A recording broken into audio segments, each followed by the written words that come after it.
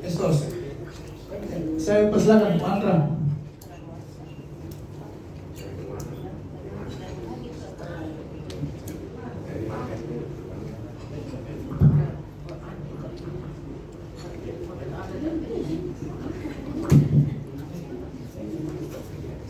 Pak Andra mau berdiri atau mau?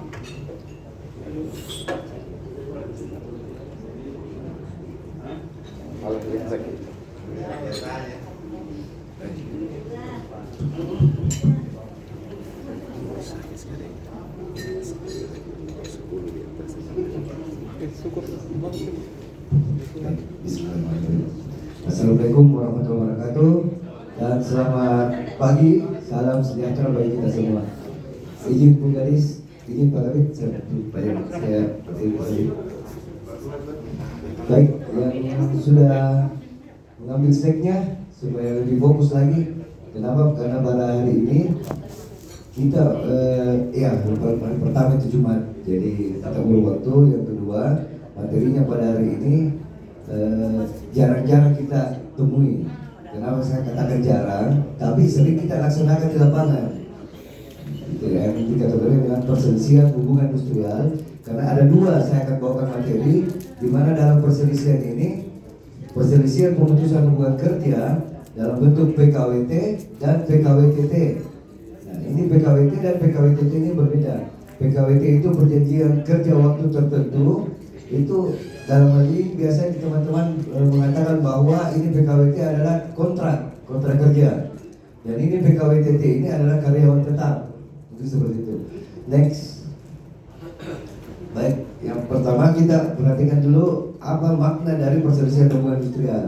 Nah, ini definisi dari perselisihan hubungan industrial adalah perbedaan pendapat yang mengakibatkan pertentangan antara pengusaha atau serikat pekerja, gabungan pengusaha dengan serikat pekerja, serikat buruh karena adanya perselisihan mengenai hak, perselisihan kepentingan, perselisihan PHK, dan perselisihan antar SPSB dalam satu perusahaan. Ini kita bahas sebentar satu persatu. Next. Dasar hukumnya Undang-Undang 13 tahun 2003 tentang ketenagakerjaan, Undang-Undang nomor 2 tahun 2004 tentang penyelesaian perselisihan hubungan industrial. Terus yang ketiga Undang-Undang 11 tahun 2020 tentang cipta kerja, klaster ketenagakerjaan, itu di bab 4. Terus peraturan pemerintah nomor 35 tahun 2021. Nah, mengapa saya masih menggunakan Undang-Undang 13 tahun 2003? Ini Undang-Undang 13 tahun 2003 tidak dihapus, cuma ada beberapa pasal yang di dalam undang-undang tersebut dihapus dan diubah, sehingga pasal yang tidak dihapus tetap dipergunakan. Seperti contoh di pasal 140 dan selebihnya itu belum dihapus oleh belum masuk di dalam Undang-Undang 11. Itu. Next.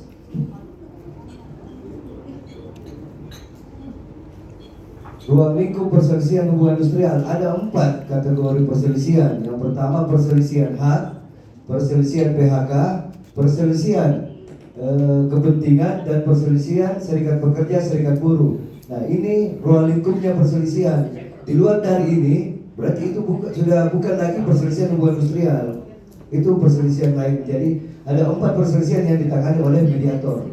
Itu. Next. Syarat-syarat PKWT. Nah, yang tadi yang saya katakan bahwa ada 2 perselisihan yang saya akan bahas terkait masalah PKWT dan PKWTT. Jadi kita mulai dulu dari syarat PKWT. Syarat PKWT itu adalah pekerjaan yang sekali selesai atau sifatnya sementara. Nah, yang mana dimaksud dengan sekali diselesaikan atau sifatnya sementara? Itu sifat pekerjaan yang tidak terus menerus, Artinya dia ada batasan dalam pekerjaannya. Terus yang kedua, pekerjaan yang diperkirakan penyelesaiannya tidak terlalu lama. Yang ketiga, pekerjaan yang bersifat musiman atau tergantung pada cuaca. Seperti itu. Contoh seperti kayak musim buah-buahan, musim panen tambak, kan seperti itu. Jadi itu tergantung dari cuaca. Terus pekerjaan berhubungan produk baru, kegiatan baru atau produk tambahan yang masih dalam penjajakan, serta pekerjaan yang bersifat tidak tetap. Next. Berselisih dalam PKWT. Nah, ini perselisihan dalam PKWT ini tidak dapat dipersyaratkan adanya masa percobaan. Nah, di sini biasanya berselisih antara pekerja dan pihak pengusaha. Nah, Pada hari ini kita satukan kepala terkait masalah perselisihan dalam perjanjian kerja waktu tertentu. Kebanyakan juga dari pihak, ada beberapa saya dapat di lapangan, pihak perusahaan PKWT kan ke karyawannya, tapi mensyaratkan adanya masa percobaan. Nah, masa percobaan itu yang dimaksud dengan masa percobaan, seperti saya training 3 bulan Pak, baru saya setelah sudah training, baru saya kasih kontrak. Nah, itu tidak benar karena diatur dalam pasal 14. Di pasal 14 PP 35 tahun 2021. Nah, berarti PKWT tidak dapat dipersyaratkan dengan adanya masa percobaan. Batal demi hukum dan masa kerja tetap dihitung. Terus PKWT paling lama 5 tahun. Nah, ini di Undang-Undang 11 tahun 2020 PKWT-nya itu misalkan satu tahun kita PKWT karyawan, asalkan pekerjaannya bisa di PKWT-kan ya, karena tidak semua pekerjaan bisa di PKWT-kan. 1 tahun kita PKWT-kan karyawan. Begitu PKWT kedua 2 tahun, ketiga 3 tahun, maksimal 5 tahun. Di Undang-Undang 13 kemarin itu ada batasan hanya perpanjangan 1 kali dan pembaruan 1 kali. Tapi kalau ini di Undang-Undang nomor 11 intinya tidak lewat dari 5 tahun. Di Undang-Undang 13 kemarin perjanjian kerja PKWT pertama itu 2 tahun, setelah perpanjangan 1 tahun, pembaharuan 2 tahun. Nah itu ada jeda-jedanya. Terus PKWT harus dicatatkan di bidang ketenagakerjaan paling lama 7 hari setelah penandatangan PKWT. Jangan sebelum tanda tangan dicatatkan memang ataukah lebih dari 7 hari. Nah, terus hak kompensasi dalam PKWT. Dulu di tahun Undang-Undang 13 tahun 2003 kompensasi dalam PKWT tidak dihitung. Sekarang di Undang-Undang 11 tahun 2020 sudah ada namanya hak perjanjian kerja waktu tertentu. Jika salah satu pihak mengakhiri kerja sebelum berakhir PKWT, maka pengusaha wajib memberikan uang kompensasi kepada pekerja. Ini kalau salah satu pihak yang mengakhiri PKWT sebelum berakhirnya PKWT, maka pengusaha wajib memberikan uang kompensasi. Seperti bagaimana perhitungannya? Seperti ini, bisa kita foto sebagai pegang kata. Ini contoh perhitungannya. 12 bulan terus menerus itu sebesar 1 bulan upah.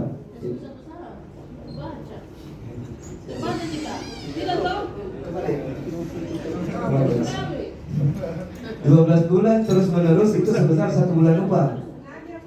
1 bulan atau lebih tapi kurang 12 bulan hitungannya proporsional.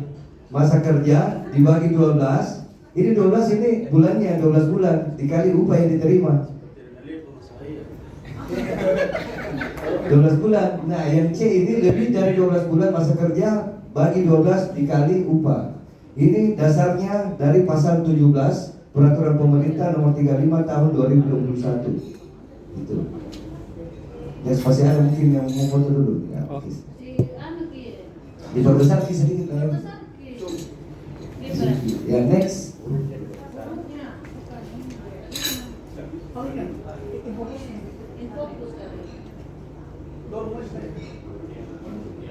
Ya, next. Ya.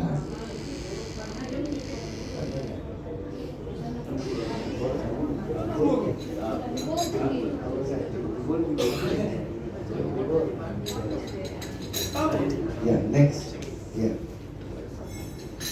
Karena ini kenapa materi saya ikutkan dasar di bawahnya sebagai pegangan semua. Berarti ini materi bukan hanya bicara, kan ada dasar hukumnya.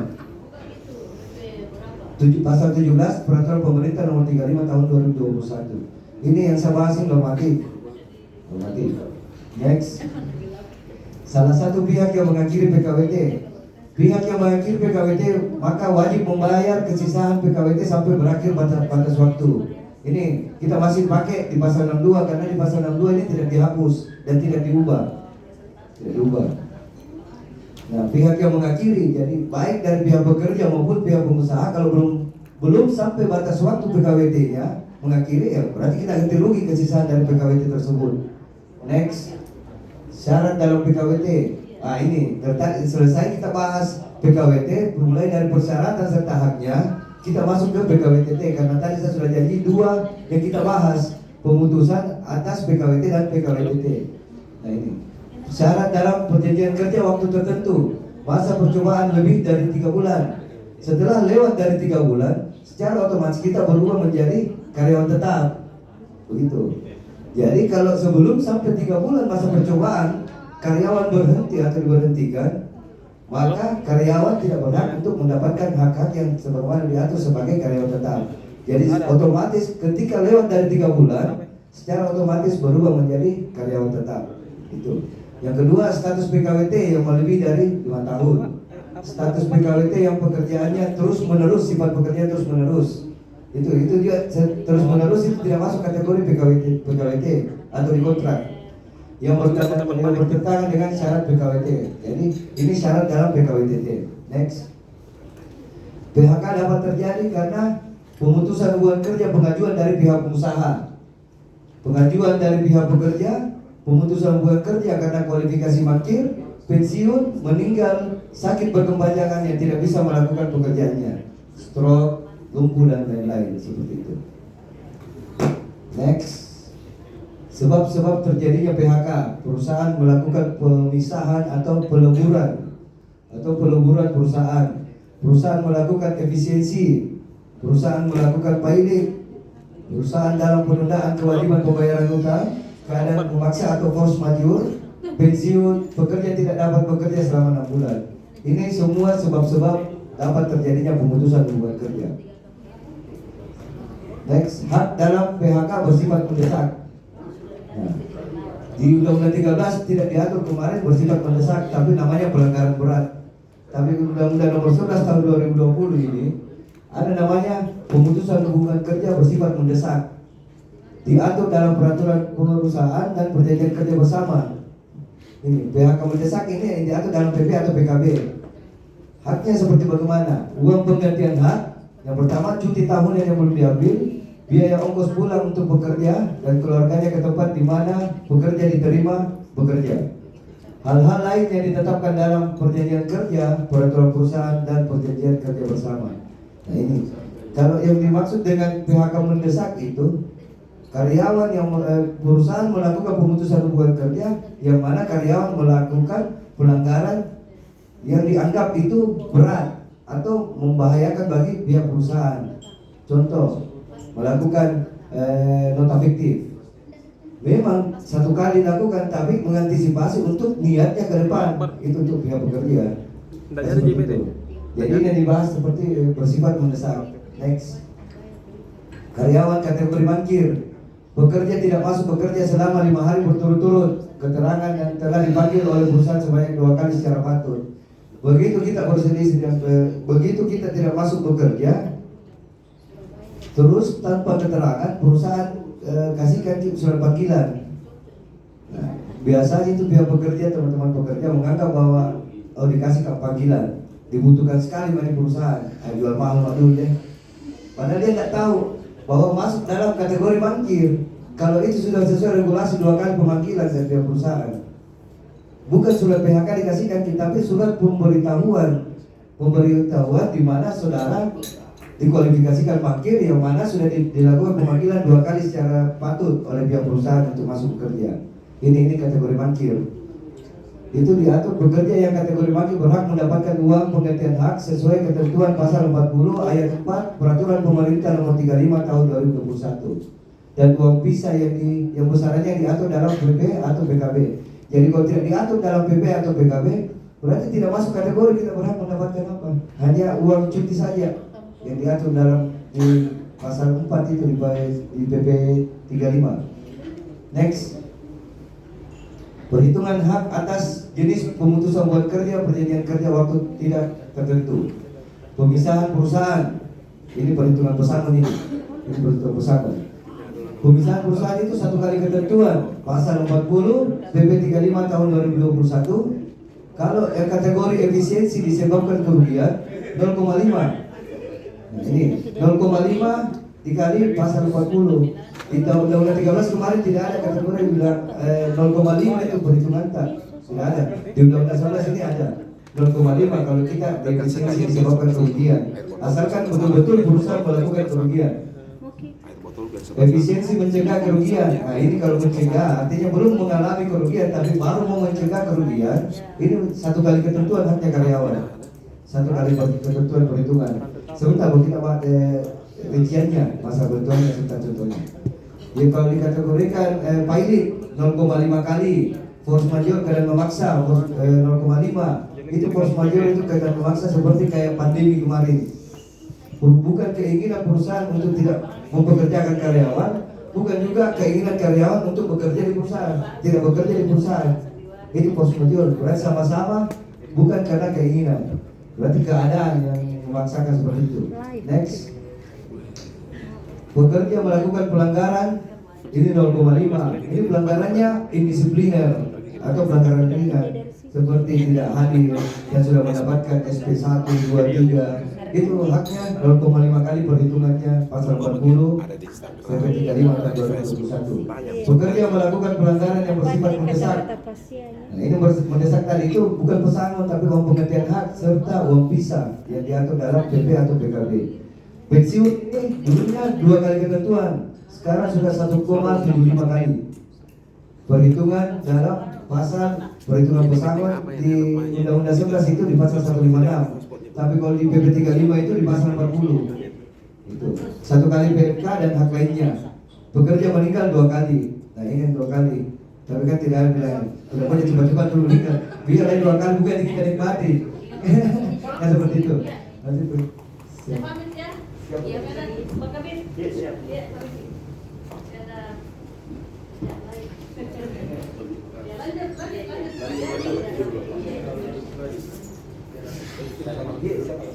Pak Kabit mau ke kamar kecil ada mudik. Makanya Pak Moderator harus mau titip Pak. Luar biasa ya Moderator. Oke sip. Lanjut kita lanjut ya. Enggak. Yang kembali dulu. Karena kita belum bahas ini pekerja meninggal. Oh iya sudah. 2 kali PMK, selesai 2 kali pesangon, 1 kali PMK serta hak lainnya seperti cuti ya atau yang diatur dalam perjanjian kerja atau peraturan perusahaan. Next, macam-macam hak atas upah, hak atas upah lembur. Ini haknya karyawan ini. Pengusaha juga harus memahami ini haknya karyawan. Ini hari perusahaan berbeda lagi karena beberapa tahun yang lalu kita bervariasi ganti-ganti perusahaan, jadi ada rutenya. Sekitar sini kita undang untuk kegiatan sosialisasi ini. Karena mungkin yang ada dari pihak perusahaan baru mungkin mendengarkan sosialisasi seperti ini. Hak atas upah lembur, hak atas waktu kerja dan waktu istirahat, serta hak atas cuti tahunan, cuti melahirkan, istirahat panjang yang diatur dalam PK, PP atau PKB. Ini PK ini perjanjian kerja, bukan PHK tapi PK. Hak atas BPJS Ketenagakerjaan itu diatur dalam Undang-Undang Nomor 11 Tahun 2020 Pasal 79. Ini saya baling dengan pasalnya supaya kalau kita foto kita bisa buka-buka di Google. Jadi ada dasar tak. Next, kepentingan. Ini perselisihan kepentingan juga. Yang mana dimaksud dengan kepentingan? Kepentingan dalam pembahasan isi perjanjian kerja bersama. Ini kepentingan, ini perselisihannya. Ketika ada perjanjian kerja bersama tidak ada kesepakatan dalam isi PKB, nah ini bisa diperselisihkan, masuk sampai di pengadilan malah. Kalau memang tidak sepakat dalam perselisihan kepentingan tersebut. Kepentingan tentang kesejahteraan pekerja, kepentingan yang disepakati dalam perjanjian jika ada perubahan harus disepakati kedua belah pihak. Nah, ini yang ada dalam perjanjian kerja itu yang sudah disepakati kedua belah pihak dalam perjanjian kerja bersama. Ada yang mau diadendum atau ada yang mau diubah, maka harus ada kesepakatan kedua belah pihak antara pengusaha dengan pihak pekerja. Tidak semena-mena juga perusahaan yang mengubah, tidak semena-mena juga teman-teman dari pekerja yang mengubah itu PKB-nya. Tidak. Jadi kita harus bersama-sama duduk berunding. Karena memang kita diarahkan agar memperundingkan setiap apa dalam persyaratan perjanjian kerja bersama. Next. Contoh perhitungan pesangon. Nah ini yang saya janjikan juga bahwa perhitungan seperti ini. Ini contohnya.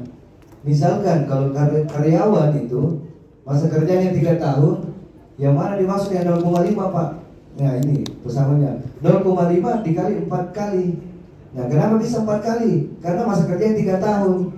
Di dalam pasal 40 PP 35 tahun 2021 itu 3 tahun lebih, tapi kurang dari 4 tahun itu hanya 4 bulan upah.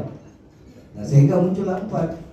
Nah ini 0,5 memang dijadikan dasar dalam undang-undang. Jadi 0,5 dikali 4 dikali upah yang kita terima, bukan upah yang kita terima di bawah dari upah minimum. Tetap perhitungannya upah minimum kalau di bawah dari upah minimum.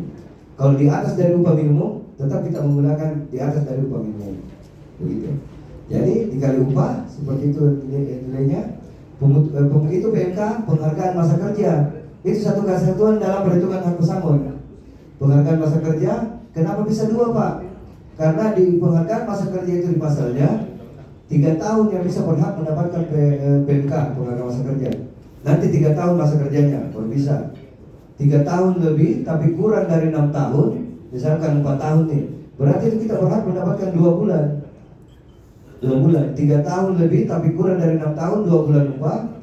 6 tahun lebih tapi kurang dari 9 tahun, 3 bulan upah. Seperti itu, maksimal sampai 20 tahun, 24. Seperti itu terus peningkatannya. Nah, sehingga muncullah penghargaan masa kerja 2 dikali UMK. Nah, ini kita jumlah antara pesangon dan UMK. Serta kita tambahkan lagi cuti bersih yang belum diambil. Yang mana seperti cutinya 12 dibagi 25 dikali upah. Kenapa Pak?